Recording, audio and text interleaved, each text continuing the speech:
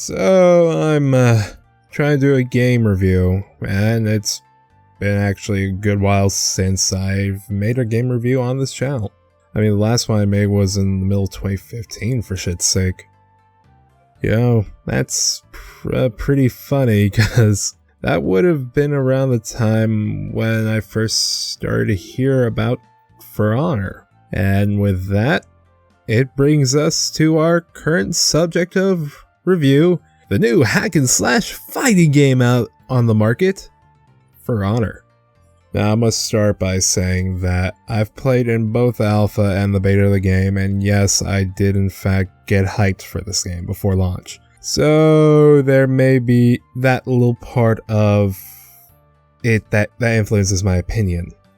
But it's just that, my opinion. So moving on, I'm gonna go and say that I like the game and that I was actually surprised at how much I liked it. Before the last open beta for the game came out, I admitted how I was worried at how, even though I was looking forward to the game coming out, I was worried that the game may just feel short of what I wanted it to be, and that maybe it would be next to empty at launch. Concerns, I am happy to say, have been addressed with a pretty beefy story mode, respectable amount of playable characters, and a pretty interesting online faction mode.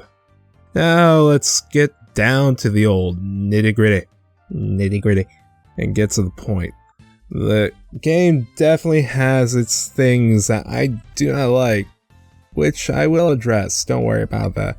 But I feel there are more things that I do like in it, such as the story, which I must say I have been missing from these little online, mostly AAA releases. At least for me, because for the games that I can compare this would be Evolve, Overwatch, and Titanfall. Yes, I know Titanfall 2 has a story mode. Those games either did not have a single player story mode, or there was just a very little shell of one. But at the same time, having like a really deep and complex story and world and characters that we weren't really just told about or expected to either know or rely on us looking at other stuff to find it out. And that's why I'm glad that For Honor has a story mode that gives us some background to the world, introduces us to some of the characters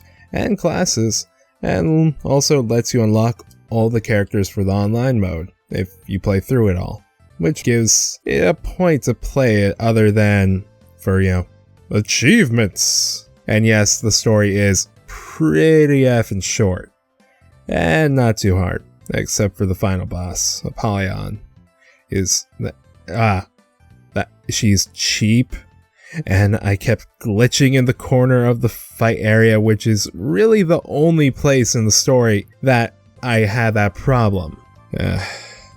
And honestly, I didn't mind this story, mostly because this is one of those faux MOBA-esque games where it knows you want to play the online and it wants you to do just that. Speaking of the online mode, let's go talk about the online mode.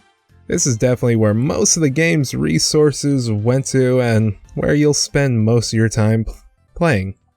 There are 3 game modes, which boil down to Conquest, TDM, Dueling, which is the 1v1 mode. And by playing online, you are given points to help your faction either gain or defend land in the faction war.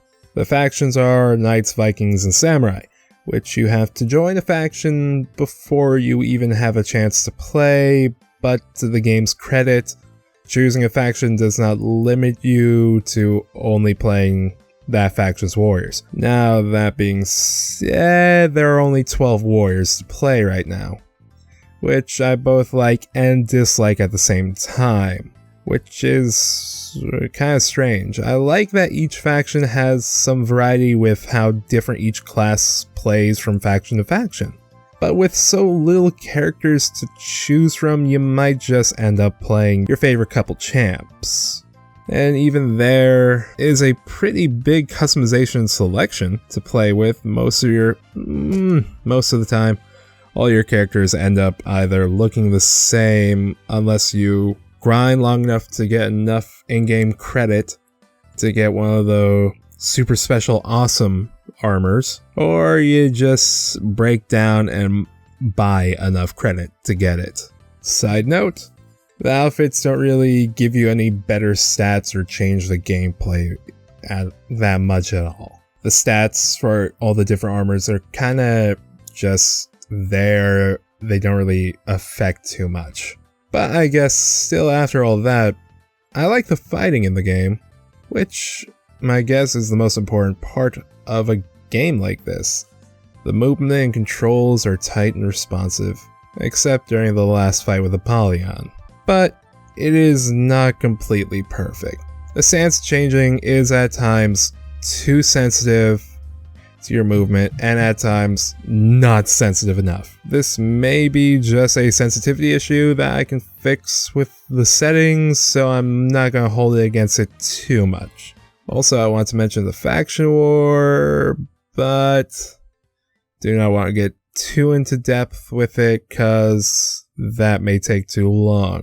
I'll say I feel meh about it and that it is a pretty nifty little feature to the game. Having said all that, I still feel this is a pretty chill little game. And yes, I do recommend this game for y'all to try out to see if it is for you.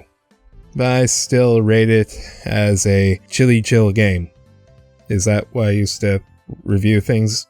I forgot what I used to rate games, but yes, tight gameplay, a nice short little story, along with some pretty nice visuals. This is definitely a beautifully brutal game that's worth noting. And on that note, I believe I've said enough. Goodbye, folks. Hey everybody, thanks for watching this video.